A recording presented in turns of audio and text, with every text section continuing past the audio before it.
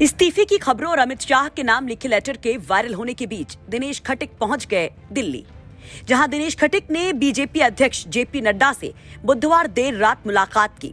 जो खबरें मिल रही हैं उसके मुताबिक ये मुलाकात जेपी नड्डा के दिल्ली वाले घर पर हुई। जेपी नड्डा ने दिनेश खटिक की बातें सुनी। इस दौरान शिकायतें तो सुनी गईं, उनके सॉल्यूशन का वादा भी किया गया, तो वहीं एक बड़ी नसीहत भी दे दी गई।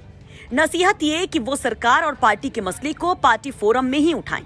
अब भाई बीजेपी अपने अनुशासन के लिए जानी जाती है, ऐसे में खटिक के इस्तीफे का वायरल होना, उनका कई दफा अपना गुस्सा जाहिर करना शायद आला कमान को भी अच्छा नहीं लग रहा है।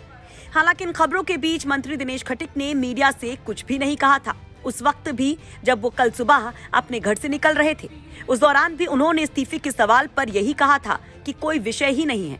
वैसे कम से कम दिनेश खटिक से नड्डा की मुलाकात तो हो गई। जितिन प्रसाद को तो वो भी नहीं नसीब हुआ। यूपी में पीडब्ल्यूडी विभाग में ट्रांसफर पोस्टिंग में गड़बड़ी के बाद नाराज मंत्री जितिन प्रसाद भी लखनऊ से दिल्ली पहुंचे थे। वो यहाँ केंद्रीय नेताओं से मिलने आए थे और कहा यह जा रहा कि उन्हें हाईकमान के किसी नेता ने मुलाकात का समय तक नहीं दिया।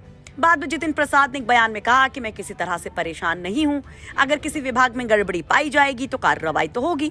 उन्होंने योगी आदित्यनाथ की अगुवाई वाली सरकार में काम करने का भरोसा भी जता दिया। वहीं दूसरी तरफ दिनेश खटिक और नड्डा के बीच मुलाकात में कहा जा रहा कि कई और सारी भी बातें हुई हैं। इस दौरान दिनेश खटिक के साथ पश्चिम के सह संगठन मंत्री कर्मवीर भी मौजूद रहे। आपको बता दें कि दिनेश खटिक ने उनके दलित होने की वजह से विभाग में उनकी सुनवाई नहीं होने और न ही किसी बैठक की सूचना उन्हें दिए जाने के आरोप लगाए थे। उन्होंने आरोप लगाया था कि राज्य मंत्री के अधिकार के तौर पर सिर्फ उन्हें गाड़ी दे दी गई है। मंत्री दिनेश खटिक ने ट्रांसफर के मामलों में बड़े भ्रष्टाचार के आरोप भी लगाए थे। उनके मुताबिक तबादले में गड़बड़ी को लेकर जब उन्होंने अधिकारियों से जानकारी मांगी तो उन्हें जानकारी तक नहीं दी गई। प्रमुख सचिव सिंचाई पर आरोप लगाते हुए राज्य मंत्री दिनेश खटिक ने कहा कि फोन करने पर बिना पूरी बात सुने उन्होंने फोन तक काट दिया। यहाँ तक कि नमामि गंगे योजना में भ्रष्टाचार की बात भी उन्होंने कही।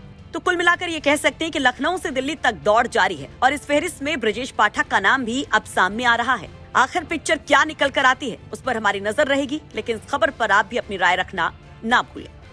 दिल्ली से हिमांशु मिश्रा के साथ ब्यूरो रिपोर्ट यूपी तक।